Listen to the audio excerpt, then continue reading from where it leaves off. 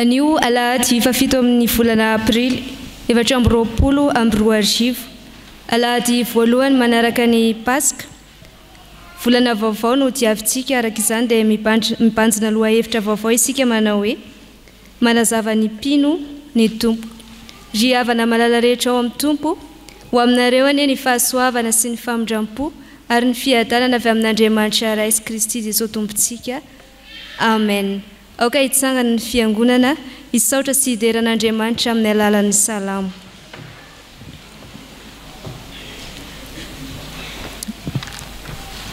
Amin'ny anaran'i Jesosy manao hoe: Jehovah, mipaka amin'ny lanitra ny famindramponao, miatra amin'ny rahona ny fahamarinanao. Ny fahamarinanao dia tahaka ny tendrombohitra avo dia avo, ny fitsaranao dia toy ny lalina indrindra. Ny olona sy ny biby dia samy vonjenao, Jehovah. Endrena tsara ny famindramponao, Andriamanitra, ka mialoka eo amin'ny aloko ny elatrao ny zanak'olombelona. Voky ny matavy ao an-tranonao izy, ary ny ony fampifalianao no ampisotroanao azy.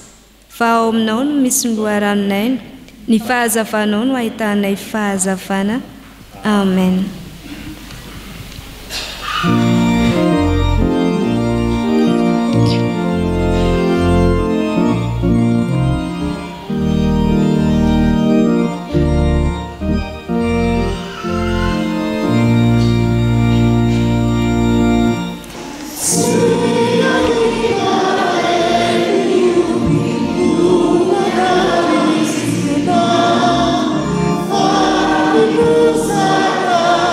Now we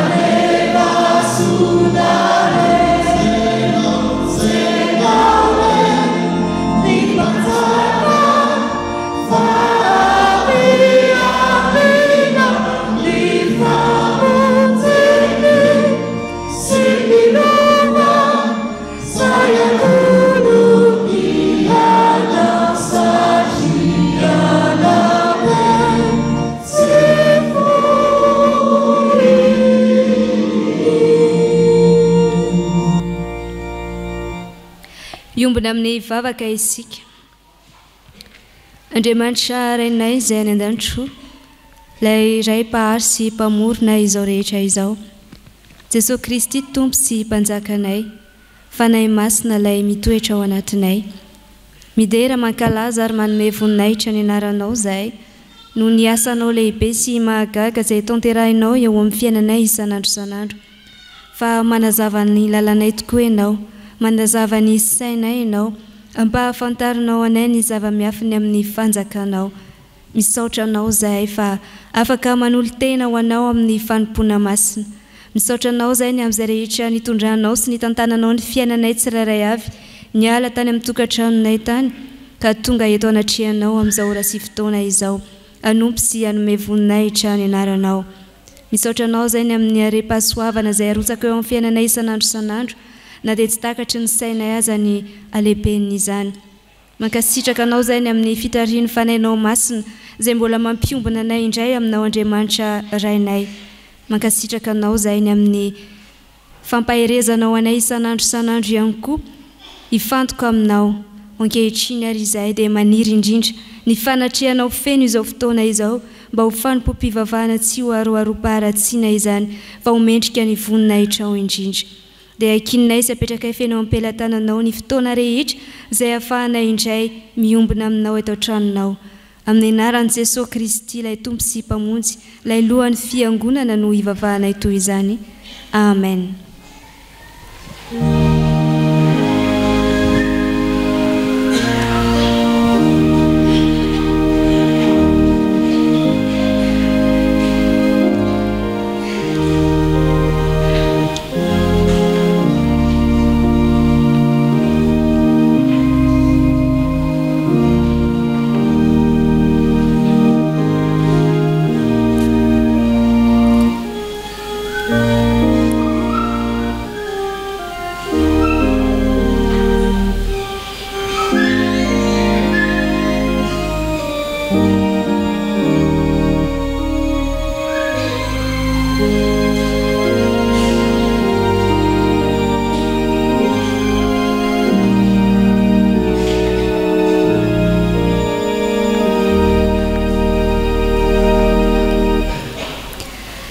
Faly miaraba ny ankizy sy tanora rehetra indray natratra izao fotoana natokana ho antsika izao. Manasa antsika rehetra hitsangana natanteraka ny iray vavoalahatra isika.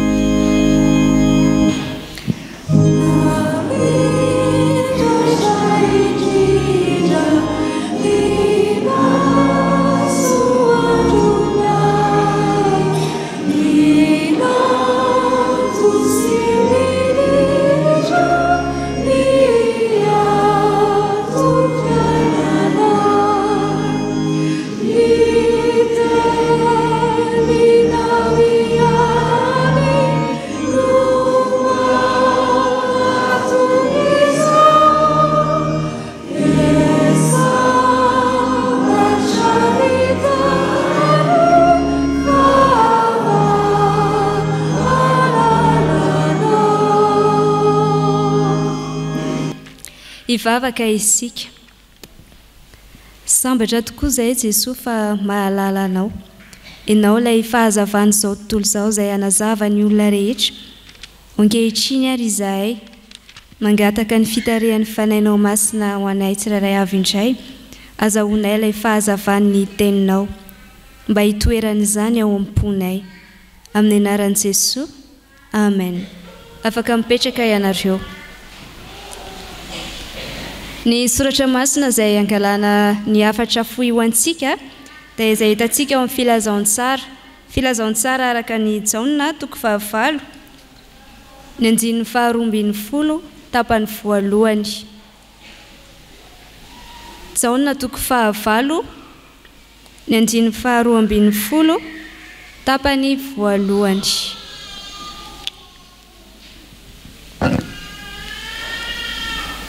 rehefa samy nahita isika dia andeha nefa ikitsika mafy be amin'ny anaran'i Jesosy zany manao hoe ary Jesosy teny tamin'ny olona indray ka nanao hoe izao ny fahazavan'izao tontolo izao anareo rery ary dia averina tao mafy be.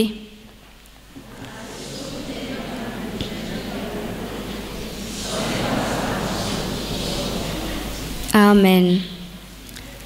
Izavy sika no efa nandeha tamin'ny maizina. Tsisy nandeha tamin'ny maizina mihitsy ve? Atsangano hoe ny tanana izay efa nandeha tamin'ny andro maizina. Dia ohatrany ahoana isika rehefa mandeha amin'ny maizina? Tsy mahita. Dia iza indray ary nefa tratra ny délestage. Tao memenareo. Raha ohatra hoe tratra ny délestage isika ka irahan'ny dada sy neny ohatra hoe aka zavatra iray dia ahoana? Hitantsika ve ilay izy? Mitsapatsapa be rehefa mandeha ao anatin'ny maizina. Dia rehefa mandeha ao anatin'ny maizina ihany koa isika dia tsy mahita izay ho diavin'ny tongotsika fa alefantsika fotsiny ny tongotsika mety tsy hitantsika koa raha hoe misy zavatra maloto ane ao alohantsika dia mety voahitsaka ilay izy. Dia tahaka izany ny olona izay mandeha ao amin'ny maizina. Ary amin'ny atoandro indray ahoana rehefa mandeha amin'ny atoandro isika? Rehefa mandeha amin'ny atoandro amin'ny fahazavana isika dia mahita tsara ny lalana ale. Ohatra hoe misy lavaka eo dia afaka miala an'iny lavaka iny. Amin'ny atoandro ihany koa isika dia afaka mihazakazaka farak'izay haintsika mihitsy satria hitantsika daholo ny sakatsakana rehetra dia afaka miala ireny sakana ireny isika. Fa Jesosy Kristy miteny amintsika androany hoe izao no fahazavana izao tontolo izao. Dia raha ohatra hoe mandeha amin'ny maizina isika ka mitondra jiro dia ataontsika any ariana ohatra izao dia mbola mahita lalana ve isika? Dia atao aiza zany ny fahazavana? Atao eo aloha. Dia ohatra izany koa ohatra raha ohatra hoe maizina dia mandrehatra jiro isika dia ataontsika any ambany fandriana dia mazava ve? Dia atao aiza zany ny fahazavana?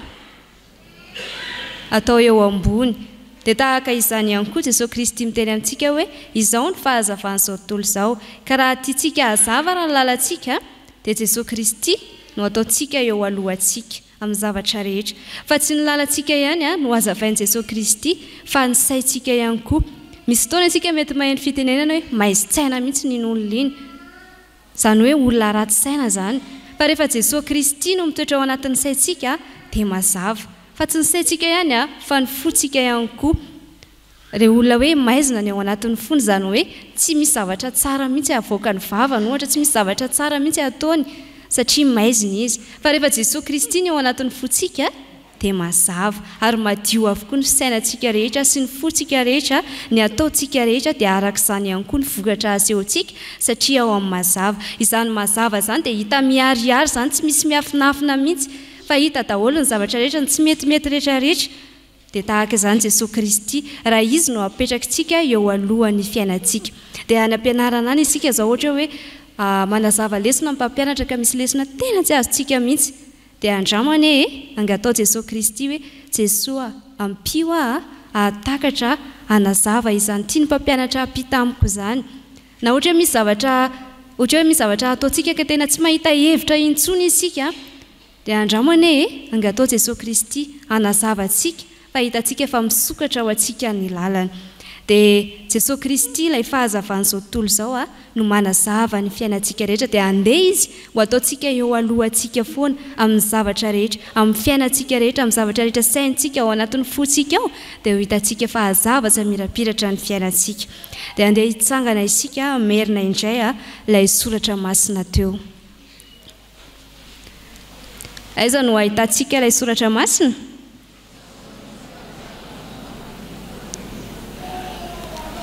Ahoana ny voasoratra ao ataovy mafy be mihitsy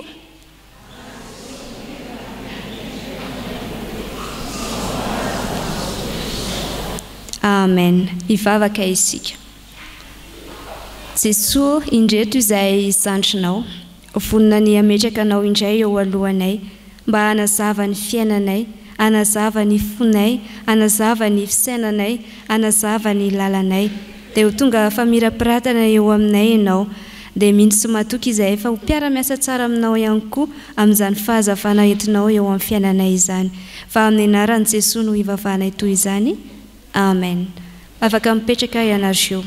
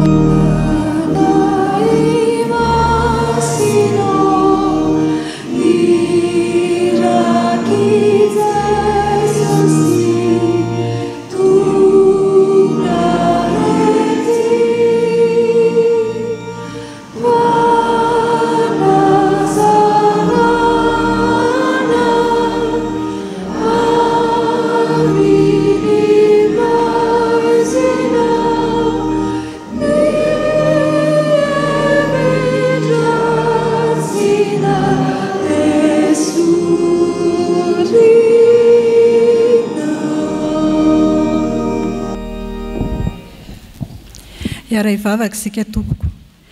Andriamanitra rainay amin'ny alalan'i Jesu Kristy. Mbola misaotra anao zahay fa mbola menao indray izao fotoana izao ahafahanay mamaky sy mandreny hafatra avy aminao.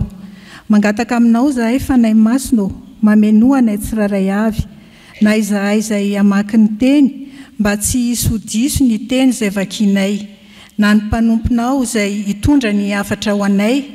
Ianao no ametraka ny teny eo ambavany mba tsy hisy voamboara koa afa-tsy ny sitraponao. Ny vahoakanao izay andreny teny omeo anay ny sofina mahay miaino sy ny fo mahay mandray ny teninao ary mba tena ho tsapanay Tompo fa ny herin'ny teninao ane no manova ny fiainanay. Amin'ny anaran'i Jesosy nanaovana izany vavaka izany. Amen.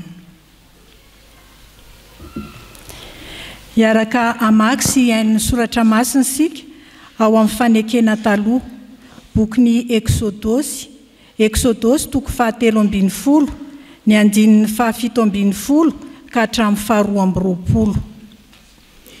Rehefa hita dia ho vakiana amin'ny anaran'ny Tompo.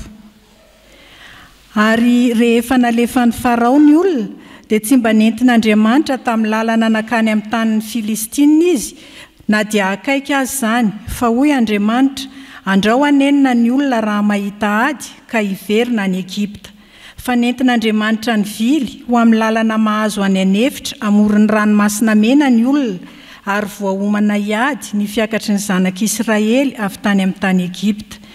Ary nentin'i Mosesy niaraka taminy ny taolan'i Josefa, satria Josefa efa nampianina dia nampianina ny zanak'Israely ka nanao hoe hamangy anareo tokoa Andriamanitra dia hitondra ny taolako hiala ty miaraka aminareo ianareo.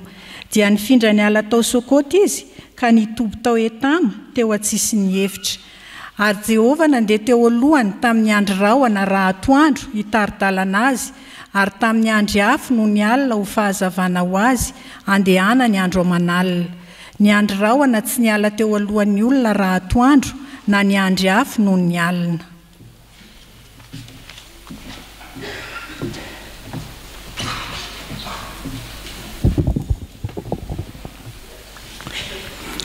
Hotoisantsika ny famakiana ny soratra masina ao amin'ny fanekena vaovao.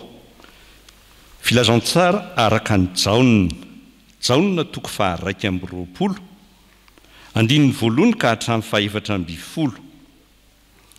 Ary hofaranantsika ny famakiana ny soratra masina ao amin'ny bokin'ny Asan'ny Apôstôly.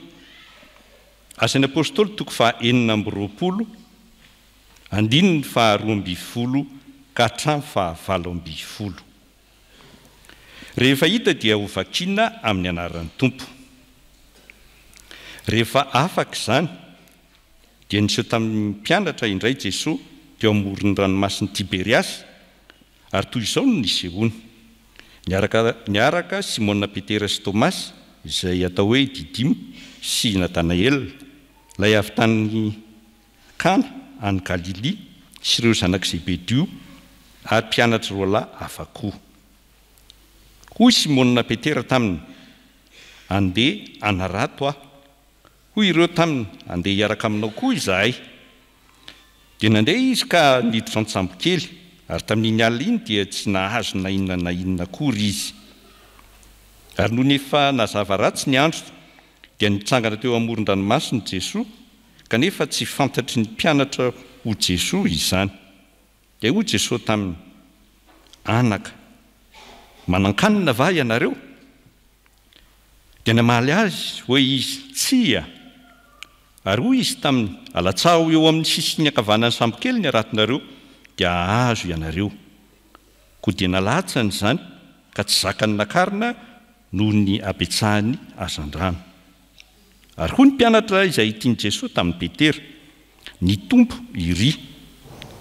Ary raha reny Simona Petera fa ny Tompo iny, dia nisikinina ny akanjo ivelany fa tsy ny akanjo izy, ka nirotsaka teo amin'ny ranomasina izy. Fa ny mpianatra sasany nandeha an-tsambokely ihany nisarika ny arato feno hazan-drano, fa tsy lavitra ny tany izy, fa tokony ho 200 akiho ihany. Raha vao niakatra teo an-tanety izy dia nahita afinarina teo sy hazan-drano teo amboniny ary mofo. Hoy Jesoa taminy: analao hazan-drano amin'ireo vao azonareo teo. Dia niakatra Simona Petera ka nosarino ho eo an-tanety ny arato feno hazan-drano vaventy 350 ary na dia be tahaka izany aza izy dia tsy trehitra ny arato. Hoy Jesoa taminy: avia hisakafo. Fa tsy nisy mpianatra sahy nanontany azy hoe: iza moa ianao? Satria fantany ihany fa ny Tompo izy. Ary tonga Jesoa dia nandray ny mofo ka natolony azy dia vao ny hazan-drano indray. Izany no fanotelo nisehon'i Jesoa tamin'ny mpianatra rehefa nitsangana tamin'ny maty izy. Ary tamin'izany, raha nankany Damaskosy aho nitondra fahefana sy teny izay efa azoko tamin'ny lohan'ny mpisorona, koa noho ny ilainy tao vovonana iny ny andro ry mpanjaka aho, dia hitako teny an-dalana fa indro nisy mazava avy tany an-danitra na nilatrelatra manodidina ahy mba amin'izay niaraka tamiko mihoatra noho ny famirapiratry ny masoandro. Ary rehefa lavy tamin'ny tany izahay rehetra dia nandry feo nilaza tamiko aho, nanao tamin'ny teny hebreo hoe: Saoly, Saoly, nahoana ianao no manenjika ahy?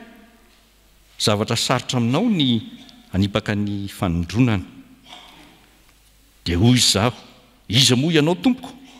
Ary hoy ny Tompo: izaho no Jesoa izay enjehinao. Fa mitsangana ka mijoro amin'ny tongotrao, fa izao no nisehoko taminao, dia nanendry anao mpanompo sy ho vavolombelona ny amin'izay efa nahitanao ahy sy izay sehoko aminao. Hamonjy anao amin'ny olon'Israely sy ny jentilisa izay nirako anao, ampahiratra ny masony ialany amin'ny maizina ho amin'ny mazava, ary amin'ny fahefan'ny Satana ho amin'Andriamanitra, mba ahazony famelan-keloka sy lova eo amin'izay no amasinina noho ny finoany ahy. Amen. Amen.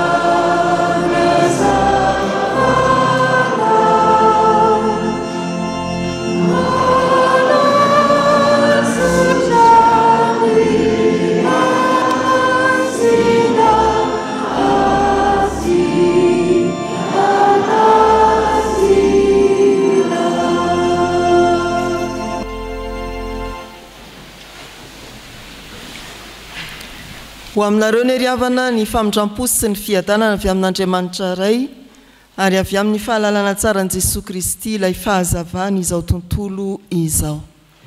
Ny Tompo hamaly vavaka antsika araky ny fitariana efa nataon'ny mpialohan'ny vaky-teny ka niraka ny fanahy masina hanazava amintsika ny teny.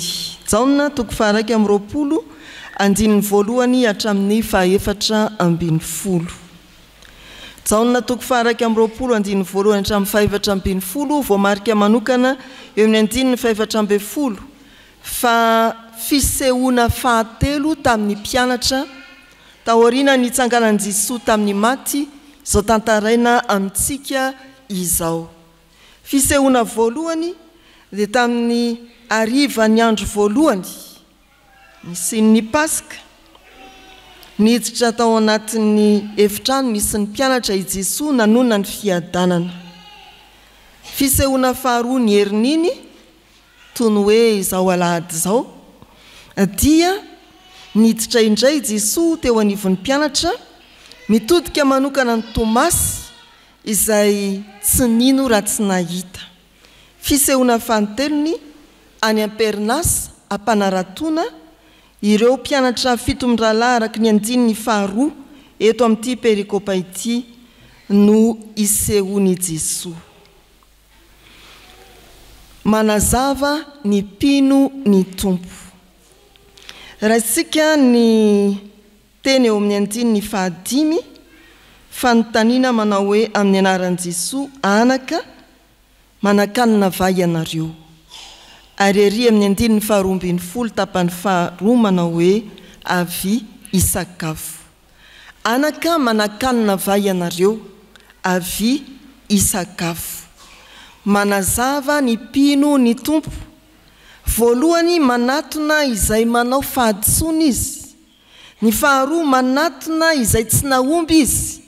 Ary ny fahatelo manitona mba handray aina vaovao izy.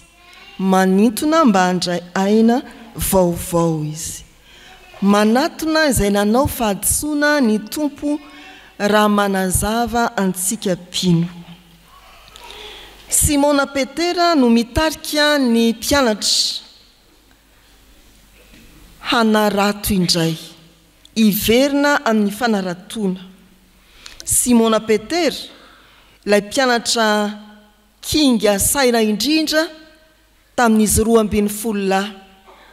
Ilay mpianatra sanamaly an'i Jesosy ny amin'ny hoe sanatrianao zany. Rehefa niteny Jesosy hoe ny zanak'olona tsy maintsy ampijaliana, vomboana amin'ny hazo fijaliana dia maty ary hitsangana amin'ny andro fahatelo. Sanatrianao zany.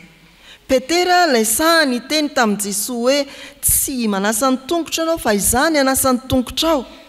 Petera ilay nanambara tamin'i Jesosy hoe na andahanao avokoa azy izao tontolo izao, za tsy mba andahanao. Fa izany ilay Petera hitantsika eto. Tô tsy nisy dikany amin'ny Petera akory ny 3 taona ny arahany tamin'i Jesosy, ny nanatrehany ny fitsanganan Jesosy tamin'ny maty, indromy taona araka ny voatsia teny am-piandohana. Fa ny fanapahan-keviny dia ny hoe andeha hanarato aho. Ary natarika mpianatra enina koatra izy tamin'izany fanapahan-kevitra sasa izany. Iverina indray amin'ny fanaony mialohan'ny antsoin'ny Tompo azy.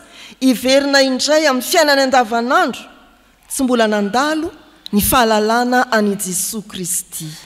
Fa izany Simona Petera izany sy ny namany no aton'ny Jesosy eto ao anatin'ny fahadisoan-kevitra itenenany hoe manakanina vai ianareo.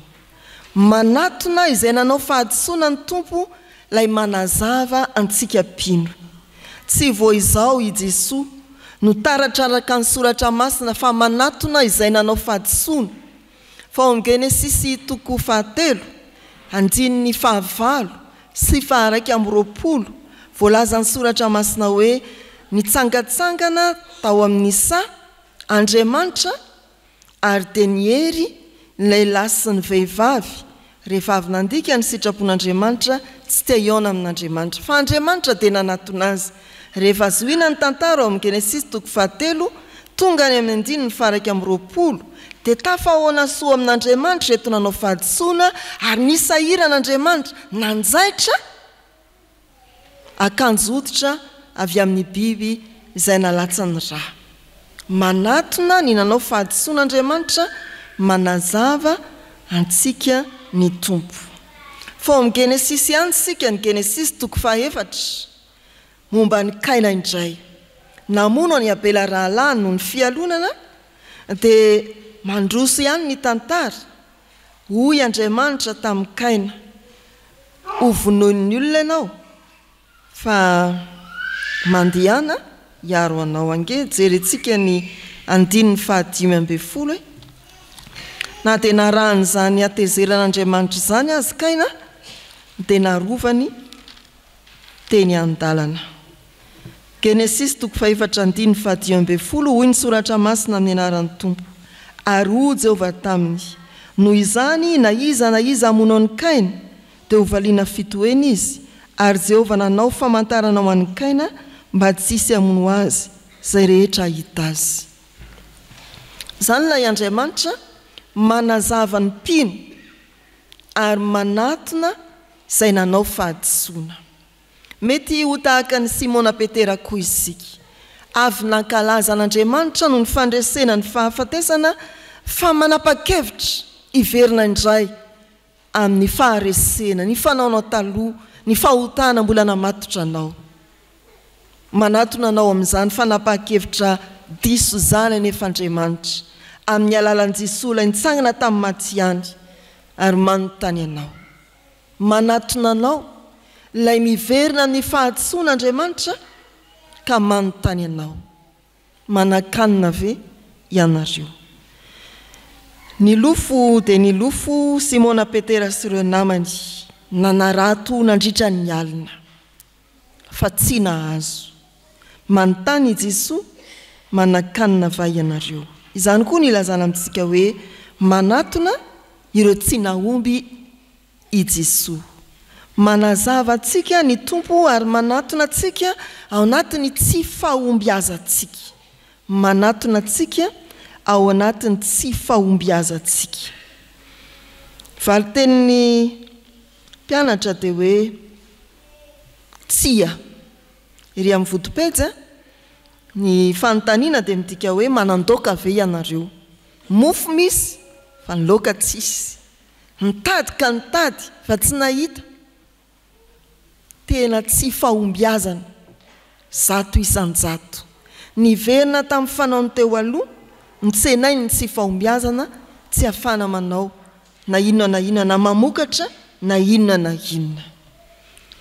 Izany toe-javatra izany no anatona ny Tompo anireto mpianany reto.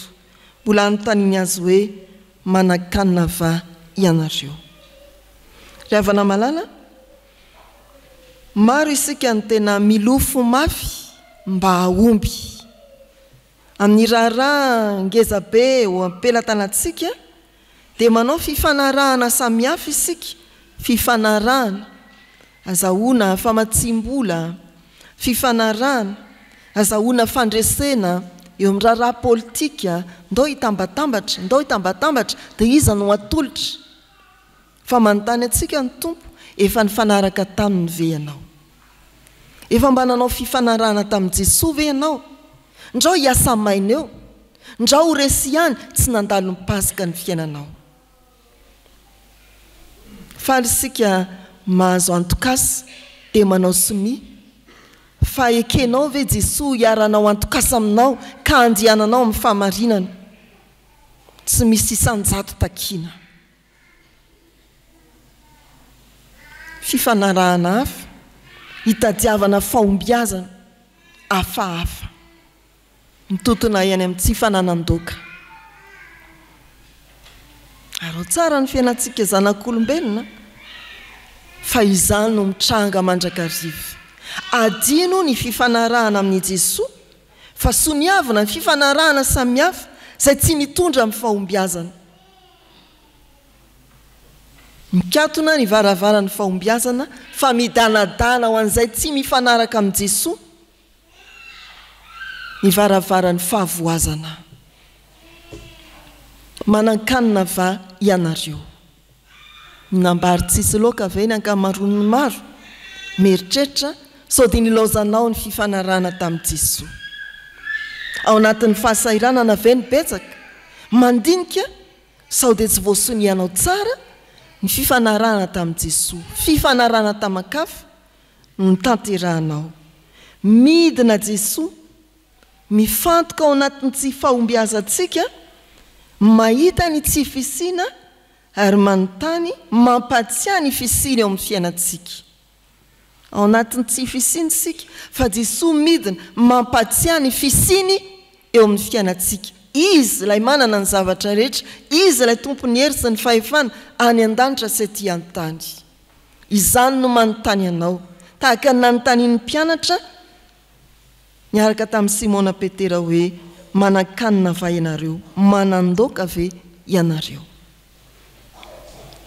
amaly ianao hoe tsy nde hanaiky ny fijoroan'i Jesosy indray ny fahavononany hiara-iasa amintsika rehefa vakitsika ny soratra masina dia manome baiko i Jesosy alatsao eo amin'ny sisiny ankavanan'ny sambo kely ny aratonareo dia azo ianareo dia nalatsany izany tsy zakany nakarina no ny abetsahany ny azan-drano izany ilay fiarana amin'i Jesosy nitsangana tamin'ny maty sao adinao ny taona maromaro ny rahanao tamin'i Jesosy fa mifantoka amin'ny zavatry ny tany ianao sao tsy hitanao i Jesosy mijoro manontany manan-kanina ve ianareo sao tsy renao ny feony manao hoe manan-kanina va ianareo manontany izy aty amin'ny herinandro aorianan'ny Paska sao variana miverina amin'ny fanaonao taloha ianao ka miasa sy misasatra foana tsy manandoka ny fahatelo manazava ny mpino ny tompo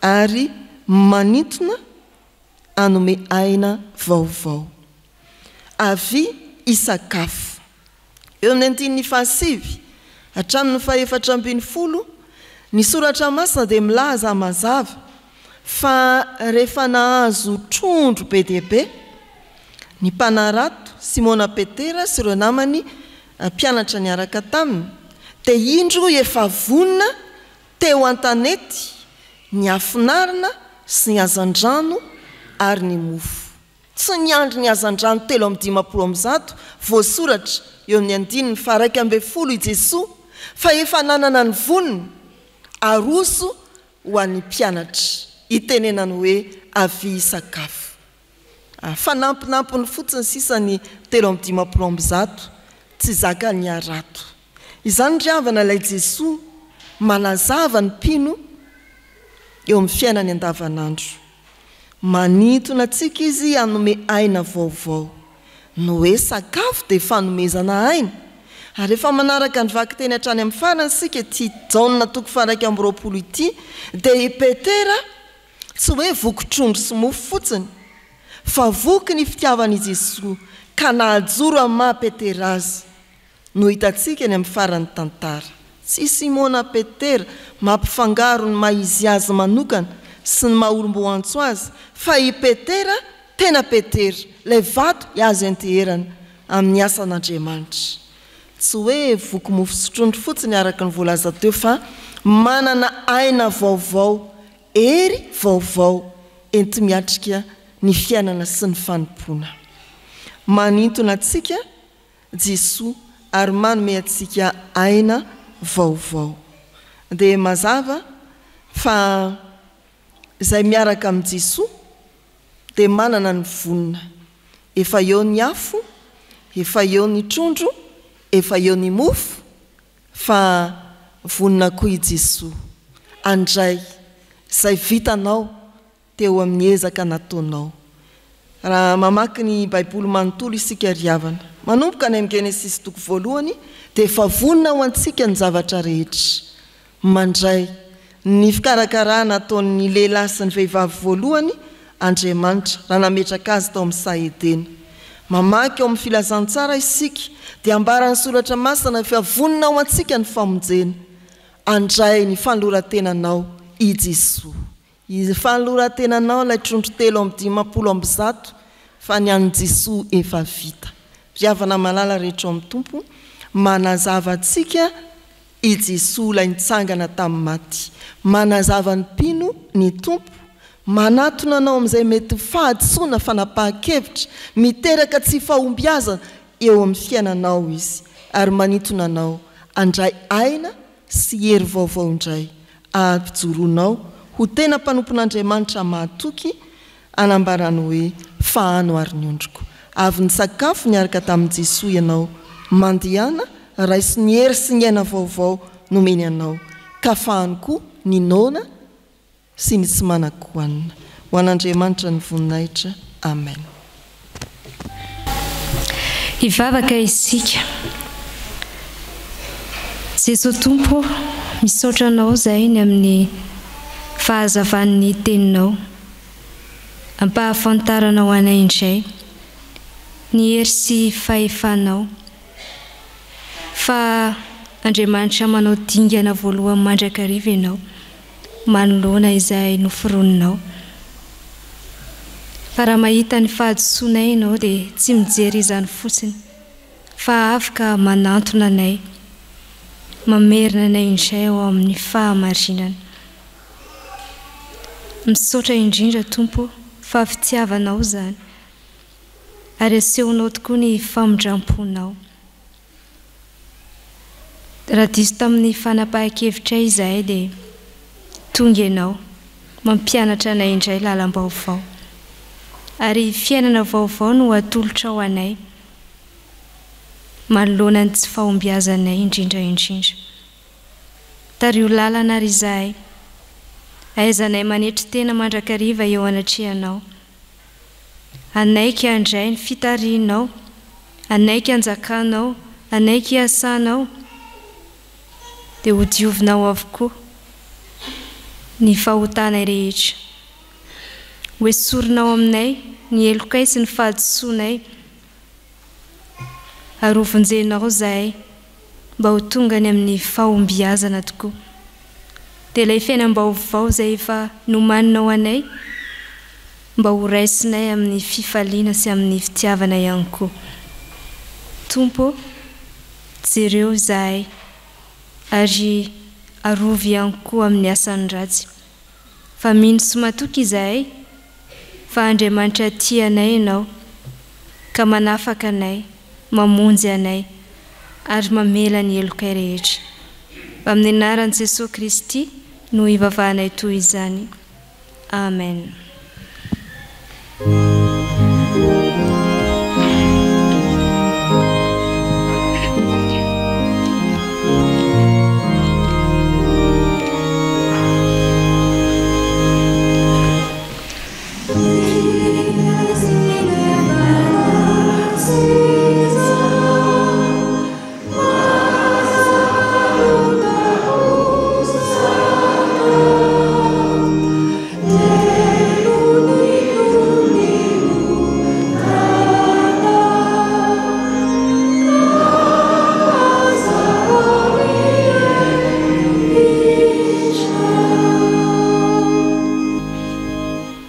Ry havana, mino tokoa isika fa Andriamanitra mamindra fo sy mamela eloka ny Andriamanitra izay ivavahantsika, koa mitsangana ary raiso amin'ny mpifaliana sy amin'ny fanantenana ny teny famelan-keloka izay atolotry ny Tompo ho antsika.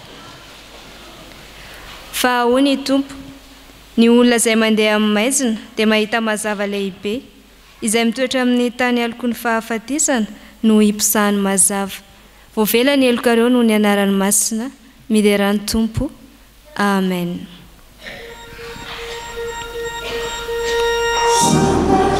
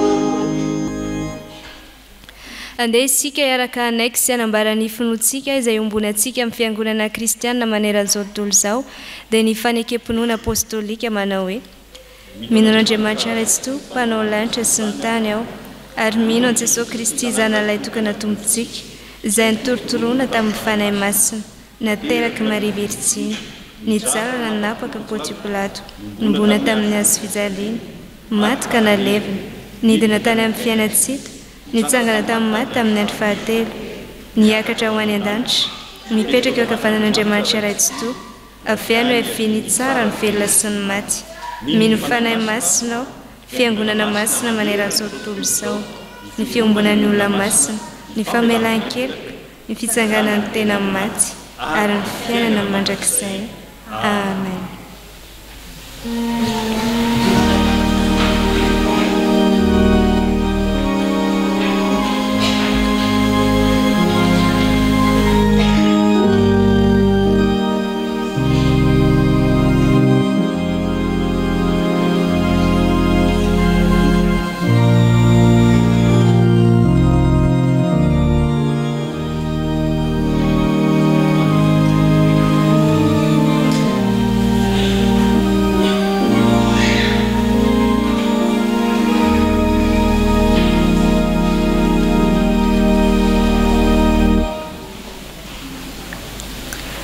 Oka iombona amin'ny vavaka fangatahana isika.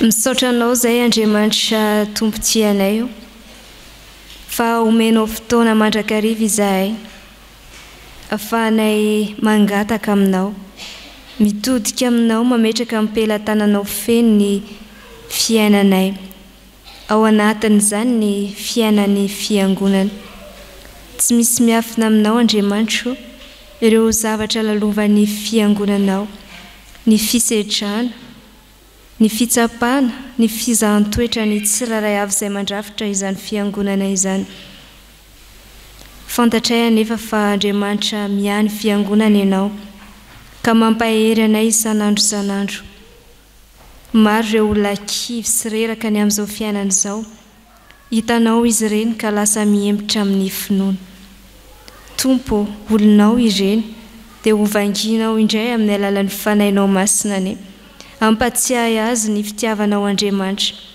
fa ao aminao no tsy misy maharombaka mivavaka izahay ny mba ajoroan'ny fiangonana amin'ny finoana mandrakariva ny amin'izay rehetra efa nampinoana sy nampianarina ny fiangonanao tehirizo mandrakariva amin'ny fitiavanao izay Jesosy ary fenoa ny herin'ny fanahinao masina ahafahanay miatrika ny asa fanompoana izay efa niantsonao sy ny fidiananao anay na ho an'ny mpitandrina na ho an'ny dekona sy loholona na ho an'ny isan'ny sampana na ho an'ny birao-piangonana ianao Andriamanitra mahafantatra ny adinay tsirairay avy nefa fantatray fa Andriamanitra mamoaka anay ao amin'ny fandresena mandrakariva ianao rehefa miantoraka aminao izahay ankehitriny dia apetraka isakinay fenao amin'ny pelantananao indray izao herinandro vaovao ho diavinay izao mba ho herinandro hitobahan'ny fitahiana sy ny fahasoavana avy aminao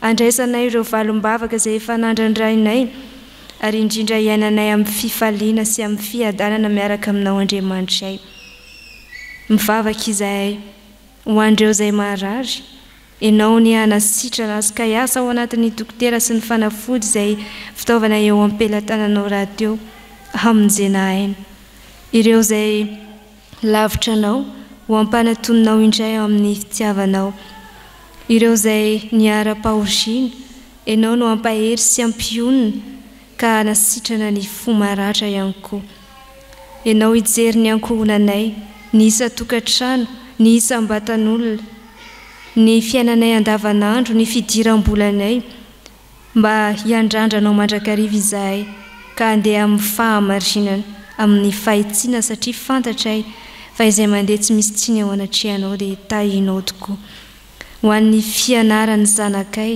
ianao no hanolo-tsaina azy ireny sy hampianatra azy ny zavatra rehetra dia ho tahinao ane ny fiainanay manontolo izay ataon'ny tananay ary ombanao ane izahay ambinao amin'ny zavatra rehetra ane izahay mivavaka izahay ho an'ny fiangonan'i Jesosy Kristy eto Madagasikara, ny filoha izay mitondra izao fiangonana izao sy ireo mpiara-miasa amin'ny rehetra.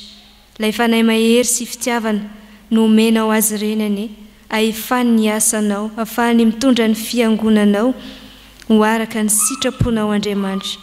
Izahay vahoakanao tsirairay avy izay manana anjara fanompoana eo anatrehanao, avita sy ahefa izany araka izay ilainao azy, araka ny sitraponao rahateo. Mivavaka izahay Jesosy ho an'ny firenenay izay tsy misy miafina aminao ny fifidianana izay ho atrehany. Dia ianao Andriamanitra efa mahafantatra ny zava-misy rehetra izay mety tsy fantatray, fa mino sy mahatoky izahay fa ombanao avokoa ny isa-toko sy ny isa-tsokajy rehetra. Andriamanitra, amangy ity firenena ity ianao ka mpitoetra ny fiadananao ho amin'ny izay rehetra mitoetra eto amin'ity firenena ity. Dia mino sy mahatoky izahay fa Andriamanitra mahavonjy izay rehetra mialoka aminao ianao, ary ny fiainanay manontolo dia atokanay mba hanompoana ianao, ho mariky ny fanoloran-tenanay sy ho valy ny fitiavana izay asehonao aminay isan'andro isan'andro. Izay rehetra tsy takatry ny sainay Andriamanitra kanefa tianao ho tanterainy eo amin'ny fiainanay, dia izany irianay indrindra ihany koa tanteraka aminay tsirairay avy. Fa maminay indrindra ny mamarana ny fivavakay amin'ilay vavaka nampianarin'i Jesosy manao hoe: sainay eo izay any an-danitra, ho amasinana eny anaranao, ho tonga eny ny fanjakanao, ataony ny sitraponao ety eo an-tany tahaka ny any an-danitra. Omeo anay ny izay nasahaza ho anay, ary mamelany elokay tahaka namelany azy meloka taminay, ary aza mitondra anay amin'ny fankapana, manafahanay amin'ny ratsy. Anao fanjakana sy ny hery, ary ny voninay mandrakizay. Amen. Misaotra ny birao am-piangonana antsika nampahafantatra izay asan'ny fiangonana izay. Ho tohina dia ny fanolorana ny vokatry ny fifidianana natao omaly teo anivo ny vondrona fototra laika sy ny sampana mpanazava sy tily. Mialoha antsika trany ny soratra masina araka ny tenin'i Jesosy Tompo manao hoe: tsy anareo no nifidy ahy, fa izaho no nifidy anareo. Fifidianana teo anivon'ny vondrona fototra laika. Ialantsiny Andriamatoa sy Ramatoa isany. Mpikambana ao anatin'ny birao, filoha raha Arijaona herin'ny aina, filoha mpanampy voalohany raha Farahantabaky Vololona Andriamiadana, filoha mpanampy faharoa Andriamparany Rosinina Farasoa, mpitantsoratry ny fivoriana raha Mananarivo Sylvie Claire, mpitantsoratry ny vola raha Veljaona Marie-Ange Tina Voahirana, mpitahiry vola raha Andrianasolo Asimboangy, mpanolo-tsaina raha Barijaona Andry, mpandini-bola telo araka ny filaharany Boucher Jonathan Misa Leandre raha Velormanana Miarisoa, raha Vaomory Arisoa Louisette Claudia. Ho mpikambana ao anatin'ny mpievitra-rany fitandremana raha Vaomory Arisoa Louisette Claudia. Ho mpikambana ao anatin'ny komity lehibe vondrom-paharitany laika sy nodam-paharitany raha Arijaona Herniaina sy Andriamparany Rosinina Farasoa. Ho mpikambana ao amin'ny komity ny AFF fitandremana raha Andrianasolo Asimboangy sy Andrianasolo Lalaina. Ao amin'ny sampana mpanazava sy tily. Mandrafitra ny birao, filoha sitraka Mahefa Rakotoarisoa Roussel, filoha mpanampy Ranjoanson Tina Herzo, mpitantsoratry ny fivoriana Rakotobe Lantolalaina, mpitantsoratry ny vola raha Zafinjanahary Voanginiriny, mpitahiry vola Rakotondray ny Fanilo, mpanolo-tsaina voalohany raha Soambolanoro Voangy, mpanolo-tsaina faharoa raha Zoely Arvelo Marceline Hanitra. Ireo komity ao amin'ny sampana mpanazava sy tily izay arafitry ny birao rehetra, ny solotena ny mpiandraikitra ao amin'ny sampana fito misy eto amin'ny fiangonana Ray Avy, ny solotena roa avy amin'ny FMT Roes, areo tony mpanazava sy tily izay mbola miandry fankatoavana avy amin'ny mpanazava sy tily eto Madagasikara na ny MTM. Ireo 440 voavidy mivantana teo anatrehan'ny fivoriam-be omaly kosa dia tononona ireto anarana ireto: raha Andrian'Alemana Maminirina, Rakoto Malalandriambahiny Arifetra, andria tovoery anitra Kristina raha hanitry miala oly arivelo ainasoa raha lampisoa toky raha faranta baky vololona andria miadana raha zafy indravola lalao Claudia raha zafy arianta nomenjanahary bakoly raha ndria manana nirina fanomezantsoa raha farany aina solo mampionina arivelo nirina Josea Ismael raha harisoa andria ny aina lova raha koto arisoa Saoly nirina Edia raha manana erivonjy bodo Eltina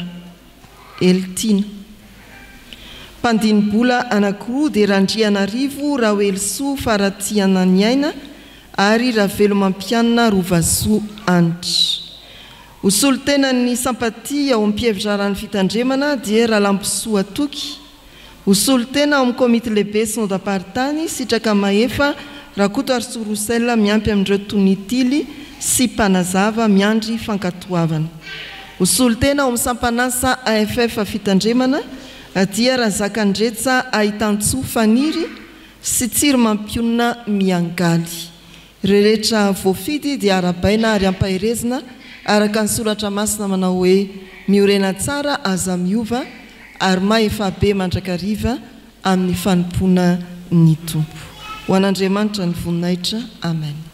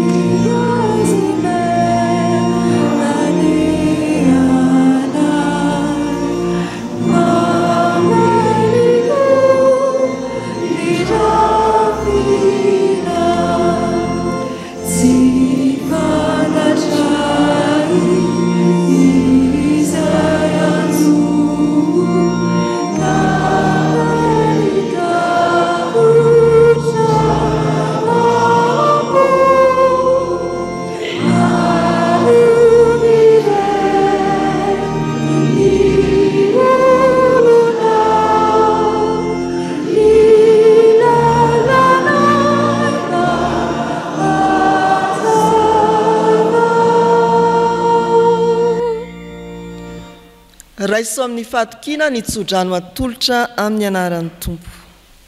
Jehova no mpiaro anao. Jehova no fialofanao eo amin'ny ankavananao. Ny masoandro tsy mba hamely anao no ny andro, na ny volana no ny alina. Jehova iaro anao amin'ny ratsy rehetra, eny aro ny fanahinao izy. Jehova iaro anao na mivoaka na miditra, hatramin'izao ka ho mandrakizay. Amen.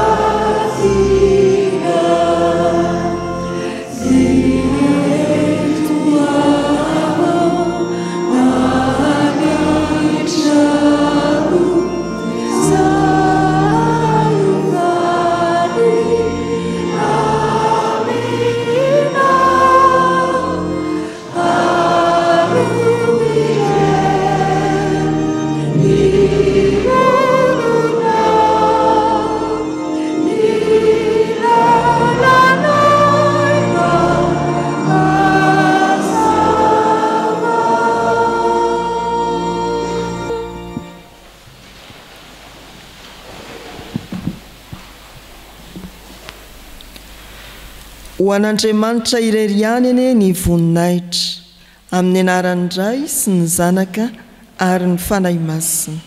Amen.